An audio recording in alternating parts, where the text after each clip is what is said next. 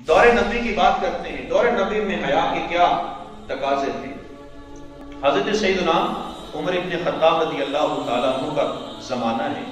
اس وقت خواتین مسجد کے ساتھ متصل جگہ میں آ کر نماز ادا کیا کرتی تھی. تو ایک خوبصورت حسین و جمیل خاتون جو بڑی باکردار خاتون تھی، سیدنا عمر ابن خطاب رضی اللہ تعالیٰ عنہ کے پیچھے آ کر وہ نماز ادا کرتی. رستے میں آتے جاتے ایک شخص کے ساتھ ملاقات ہو گئی. وہ جو نوجوان شخص تھا وہ اس خاتون پر فریفتہ ہو گیا. 2 دن ایسے گزرے. تیسرے دن اس نوجوان لڑکے نے اس خاتون کا رستہ روک لیا. اس خاتون نے کہا کہ اے مجھے روکنے والے، تیرا کیا مطلب ہے؟ اس نے کہا میں تیرا چاہنے والا ہوں. لڑکے نے اس خاتون کو کہا کہ میں تیرا چاہنے والا ہوں. خاتون نے کہا پھر تم کیا چاہتے ہو؟ میں تمہارے ساتھ یہ عمل چاہتا ہوں. بدکاری کی طرف اس نے اپنی چاہت کا اظہار کیا. اس خاتون نے کہا میری ایک ڈیمانڈ ہے، وہ ڈیمانڈ پوری کر دو، اس کے بعد تم جو چاہو گے میں کروں گی. اس لڑکے نے کہا میں تو تمہارے لیے آسمان سے تارے بھی توڑ کے لا سکتا ہوں، جو تم کہو گی میں کرنے کو تیار ہوں. اس خاتون نے کہا ایسا کرنا ہے 40 دن 5 وقت کی نماز عمر ابن خطاب کے پیچھے ادا کرنی ہے. یہ میرے ایک ڈیمانڈ ہے. اس کے بعد 40ویں دن کی عشاء کی نماز کے بعد میں تمہیں اسی جگہ پہ ملوں گی. 39 دن 40ویں دن کی چاروں نمازیں ادا کرنے کے بعد 5ویں نماز جب تم ادا کر لو اسی جگہ پر میں تمہارا استقبال کر رہی ہوں. پھر جو تم کہو گے وہ میں کرنے کو تیار ہو جاؤں گی. اس نوجوان نے کہا ٹھیک. جو ہی پہلا دن آیا، دوسرا، تیسرا، چوتھا، 39 دن گزر گئے، 40واں دن بھی آ گیا. فجر، ظہر، عصر، مغرب، عشاء بھی ادا کر لی گئی. وہ خاتون حسب وعدہ جو حسن کی ملکہ تھی لیکن بڑی باکردار تھی، حسین و جمیل خاتون تھی، اس حسب وعدہ اپنی اس جگہ پہ کھڑی ہوئی. وہ نوجوان مسجد سے نکلتا ہے تو نگاہیں جھکا کے جا رہا ہے. اس نوجوان کی نگاہیں جھکی ہوئی ہیں. خاتون نے کہا وہ جانے والے میں ادھر کھڑی ہوں. 40 دن کا وعدہ ہوا تھا، آج 40واں دن ہے. عشاء کی نماز کے بعد کا وعدہ ہوا تھا، میں حسب وعدہ کھڑی ہوں. کہا رکی رہو. عمر نے میرے دل کا تعلق رب سے جوڑ دیا. تم کھڑی رہو. عمر نے میرے دل کا تعلق رب سے جوڑ دیا ہے. وہ امام جس کی گفتار و کردار، جس کا جاہ و جلال اتنا، اس کے پیچھے اس نوجوان نے 40 دن تک نمازیں ادا کی. عمر ابن خطاب رضی اللہ تعالیٰ عنہ، آپ نے اپنے گفتار و کردار اور قرآن کی تلاوت کی برکت سے اس نوجوان کے دل کو بدل دیا. اس وقت خواتین بھی، مائیں بھی نیک ہوا کرتی تھی. اس وقت کے ماں باپ نیک ہوا کرتے تھے. لیکن آج کل کی عورت وہ باحیا نہیں ہے. حیا کا دامن چھوڑ چکی ہے.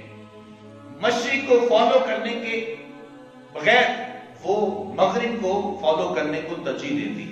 آج اگر یونیورسٹی کالج میں پڑھنے والی لڑکیوں سے، بیٹیوں سے، ماؤں بہنوں بیٹیوں جو آگے سٹیپ میں چلے جاتی ہیں، جس سے بھی یہ سوال کیا جائے، پردے کی بات کی جائے، آگے سے ایک سوال سننے کو موصول ہوتا ہے صاحب پردہ دل کا ہوتا ہے، آنکھوں کا پردہ نہیں ہوتا.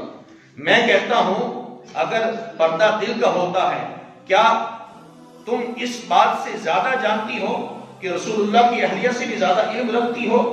سیدہ ام عائشہ صدیقہ رضی اللہ تعالیٰ عنہ فرماتی ہیں کہ جب میرے سر کے تاج امام الانبیاء کا وصال ہو گیا تو میں روضہ انور پر جاتی تو معمولی سی اوڑھنی اوڑھ کے جاتی، اس لیے کہ یہ جانے والا میرا شوہر ہے تو میں چلی جایا کرتی تھی، لیکن سر پہ میرے پردہ ہوتا تھا.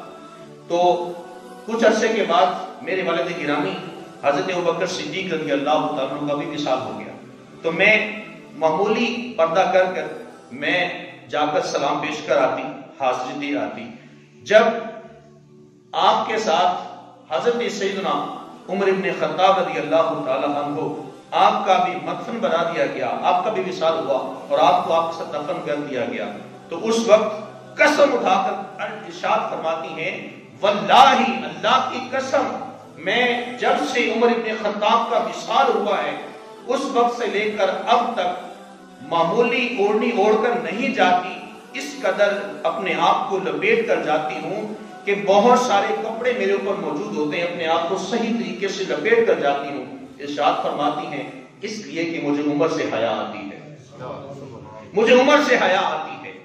یار وہ خاتون جو اپنے دور کی مفتیہ تھی، صحابیات اما عائشہ صدیقہ رضی اللہ تعالی عنہا سے مسائل پوچھنے آیا کرتی تھی، دور نبویہ کی مفتیہ تھی. آج کی خاتون کہتی ہے دل کا پردہ ہوتا ہے. اما عائشہ صدیقہ سے بڑھ کے مفتیہ ہو، اما عائشہ صدیقہ سے بڑھ کے عالمہ ہو، یہ بات کرتی ہو کہ دل کا پردہ ہوتا ہے، آنکھوں کا پردہ نہیں ہوتا. اما جان تو اپنے آپ کو سر تپا لپیٹ کر روضہ انور پہ جاتی ہیں اس لیے کہ مجھے عمر سے حیا آتی ہے. تو دل کا پردہ نہیں ہوتا، فتویٰ ظاہر پہ لگتا ہے، ظاہر کو دیکھا جائے گا. حضور علیہ السلام نے ارشاد فرمایا الحیاء من الایمان، حیا ایمان کا حصہ ہے. یہ بات ذہن نشین رکھ لیجئے کہ حیا اور ایمان یہ لازم اور ملزوم ہیں. یہ شیر و شکر کی مانند ہیں. جس طرح سے آپ دودھ میں سے چینی کو الگ نہیں کر سکتے ہیں، شکر کو الگ نہیں کر سکتے ہیں، اسی طرح سے آپ حیا کو ایمان سے نہیں نکال سکتے یا ایمان کو حیا سے نہیں نکال سکتے. حضور علیہ السلام نے ارشاد فرمایا کہ حیا ایمان کا حصہ ہے اور ایمان بندہ مومن کو جنت میں لے جائے گا. تو اگر حیا گھس جائے تو ایمان بھی چلا جاتا ہے، اور اگر ایمان ختم ہو جائے تو حیا خود بخود چلی جاتی ہے. یہ دونوں چیزیں ساتھ ساتھ رہیں گی. حضرت سیدنا جنید بغدادی رحمۃ اللہ علیہ آپ سے پوچھا گیا کہ ایک مرد مومن کے اندر حیا کا جذبہ کیسے پیدا ہو سکتا ہے، تو کیسے بندہ ایک با حیا بن سکتا ہے. وہ اللہ کے ولی تھے، ان کی زبانوں میں تاثیر ہوا کرتی تھی. آپ نے فرمایا کہ دو چیزیں ہیں. سب سے پہلی بات تو یہ جو بندہ یہ چاہے کہ اس کے اندر حیا کا جذبہ پیدا ہو جائے، اللہ رب العالمین کی نعمتوں پہ غور و فکر کرنا. اللہ نے جو آپ کو نعمتیں عطا کی ہیں اس کا غور و فکر کرنا ہے. اور دوسری جانب یہ دیکھنا ہے کہ میں کتنے گناہوں کا پلندہ ہوں، میں کتنا گناہگار شخص ہوں. فرمایا ان دونوں چیزوں کے درمیان جو پائی جانے والی حالت ہوگی اسے حیا کہیں گے.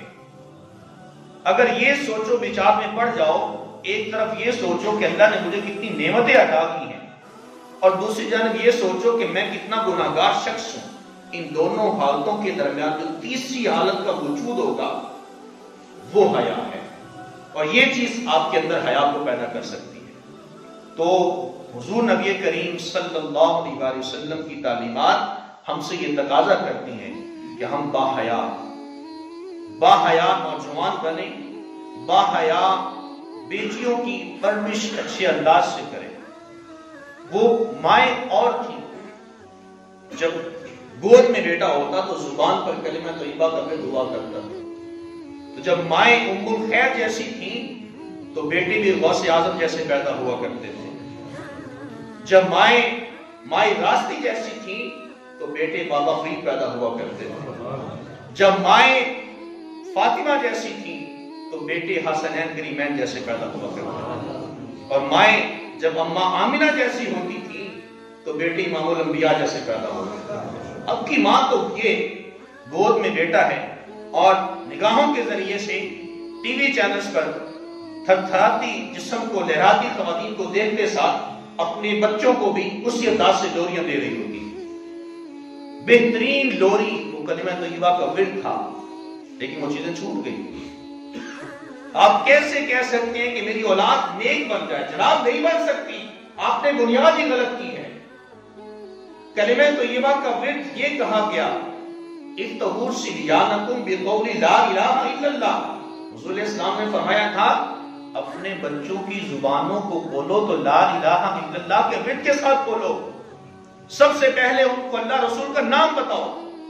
ہم نے کیا بتایا؟ موم، ڈیڈ، ماما، بابا، یہ سکھا دیا. ہم نے ان کو پتہ نہیں کس طرف لے گئے، کلمہ طیبہ بھول گئے. اور وہی بچے جن کی بنیاد ہم نے ایسے کی ہے، تو کیا آپ یہ سوچ سکتے ہیں کہ بیٹا بڑا ہو کہ آپ کا کوئی نیک شخص بنے گا؟ جنید بغدادی نہیں بن سکتا، امام غزالی نہیں بن سکتا ہے. وہ کوئی مغرب کا فالوور ہی بنے گا، مسجد کو فالو کرنے والا نہیں بنے گا. علامہ کا وہ شعر بھول گئے اپنی ملت پر قیاس اقوام مغرب سے نہ کر، خاص ہے ترکیب میں قوم رسول ہاشمی، رسول کریم علیہ السلام کی امت ہو تم کس چیز کی طرف چلے گئے؟ تو جب مائیں نیک ہوا کرتی تھی اولادیں بھی نیک ہوتی تھی، آج مائیں نیک نہیں ہیں تو پھر اولاد بھی نیک نہیں ہے۔ طوفان بدتمیزی اس قدر آج عروج پہ ہے کہ ہر شخص آپ کو باحیا نظر نہیں آتا۔ 14 فروری کا دن آنے والا، اس میں آپ نے خود اپنے اندر یہ سوچنا ہے کہ میں کس جگہ پہ کھڑا ہوں، آپ کی اولاد کس جگہ پہ کھڑی ہے۔ ویلنٹائن ڈیز یہ کوئی شریعت کا مسئلہ نہیں ہے، یہ شریعت کے خلاف عمل ہے۔ جناب آپ حلال محبت کریں، اپنی زوجہ سے محبت کریں، اپنی ماں سے محبت کریں، اپنے باپ کے قدم چومیں، اپنے بھائی سے پیار کریں، اپنی بہن کے سر پہ ہاتھ رکھیں، اپنی بیٹی سے پیار کریں، یہ حلال محبت ہے۔ حرام محبت کی طرف کیوں جاتے ہیں؟ باپ کے قدم چومیں گے ثواب ہے، ماں کے قدم چومیں گے جنت کی دہلیز کا بوسہ لیں گے، بیٹی کے سر پہ ہاتھ رکھیں گے شفقت والا ہاتھ رکھیں گے، اس میں بھی ثواب ہے۔ بیوی سے محبت کریں گے سنت مصطفیٰ، حلال محبت کی طرف آئیں، حرام کی طرف کیوں جاتے ہیں؟